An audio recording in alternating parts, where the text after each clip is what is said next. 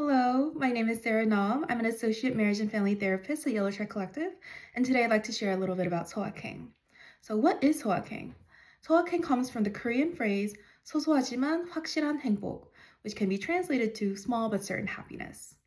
It's pretty similar to the Western concept of microjoys, or even the phrase stop and smell the roses. Both concepts and the phrase encourage one to take a beat, notice what's going on around them, express gratitude, or enhance and add to the moment in order to maximize joy, pleasure, and connectedness. So, if you've experienced stretches of days, weeks, or months where you're feeling really tired, overwhelmed, or burnt out, of course, something more long term like time off or vacation might be the solution, but it's not always accessible. So, that's where Sohwakhaeng can come in and really be helpful as a daily practice in order to help cope with day to day stressors until you're able to take that longer break.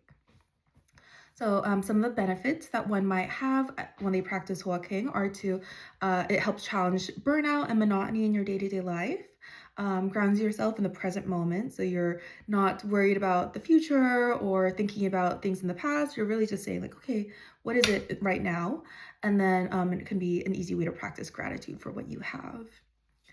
Quick examples of Sohwakhaeng are to add sprinkles to your iced coffee, um, having a quick dance break with your favorite song, connecting with a friend or a stranger, enjoying the sunlight or breeze on your walk, and decorating your planner or to-do list for that day. So none of these are all that expensive, elaborate, or time-consuming, right? They're just kind of things that you would do already in your day that you are being a little bit more intentional about making special or taking pleasure from. There are no rules around when you can or cannot practice Sohwakhaeng. That's everyone's discretion or subjective needs. However, if you are able to practice mindfulness, it can be really helpful to know when it would be the most beneficial for you.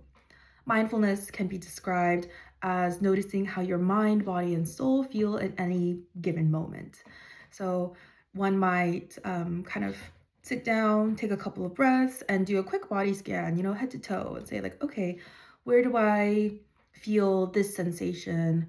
Do I need to eat? Do I need to sleep? Is there tension somewhere in my body? So if those cues are coming up, then it's also, a sign that, okay, maybe we are heading towards burnout. Some early signs of burnout can include fatigue, irritability, loss of motivation, feeling disconnected from yourself or others, and maybe perhaps even loneliness.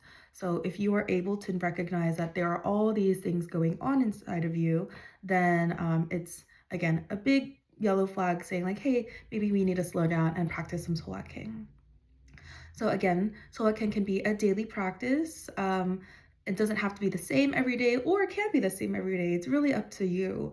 Whatever feels good, whatever makes your inner child feel happy, whatever feels meaningful and special towards you, so that you can say, hey, yeah, maybe today was hard, but I really like that I was able to do XYZ thing for myself, is how you practice Sohwakhaeng. So I hope you found this informative, and thank you for listening.